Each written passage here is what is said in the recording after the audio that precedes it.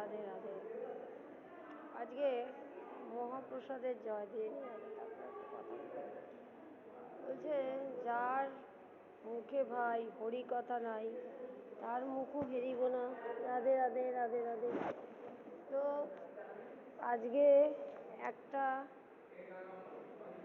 পোশাক ছেড়ে একটা পোশাক, এই সংসার একটা কি রঙ্গমঞ্চ, অর্থাৎ ভাই বন্ধু পুত্র পরিবার সাজছে, আবার আর একটা জায়গায় গিয়ে আবার আর একটা ভাই বন্ধু পুত্র পরিবার সাজছে। এটা হচ্ছে রঙ্গমঞ্চ। অর্থাৎ বলছেন সাধু সঙ্গে হরিকথা, বলছেন এটা হচ্ছে মুক্ত সঙ্গ। এই সাধু সঙ্গ এটা হচ্ছে মুক্ত।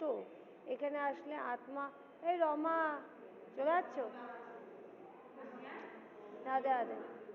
এই সাধু সঙ্গে থাকলে আত্মা মুক্ত হবে, অর্থাৎ সাধু সঙ্গে আত্মা মুক্ত হয়। এই জন্য আমরা কী করি, সাধু সঙ্গে হরিকথা, অর্থাৎ আত্মার মুক্তি, জীবন মুক্ত অবস্থা হচ্ছে সাধু সঙ্গ। তো রাধে রাধে। হরে কৃষ্ণ কৃষ্ণ কৃষ্ণ হরে হরে, হরে রাম রাম রাম হরে।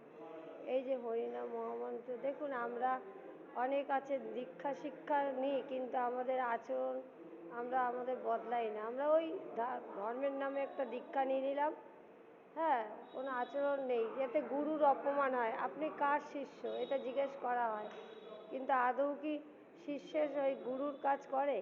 সুতরাং দীক্ষা নিলে সেই রকম আচরণশীল হতে হবে, নাহলে বলছে পুত্রের অপরাধ পিতায় বর্তায়, অর্থাৎ পুত্র যদি অপরাধ করে পিতাতে বর্তাবে। সুতরাং কোন গুরুর শিষ্য সেটা জানতে পারবে যদি সেই শিষ্য আচরণশীল হয়। তো রাধে রাধে।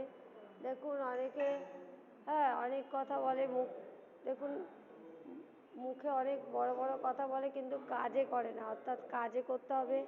রাধে রাধে। এইটা হচ্ছে আমাদের সেই, হ্যাঁ, হরির হরির হরির ধর্ম, হরির কর্ম, হরির গুণগান, হরি গুণগীতি গাও নীতি নীতি, অন্য গান তুমি গেও না।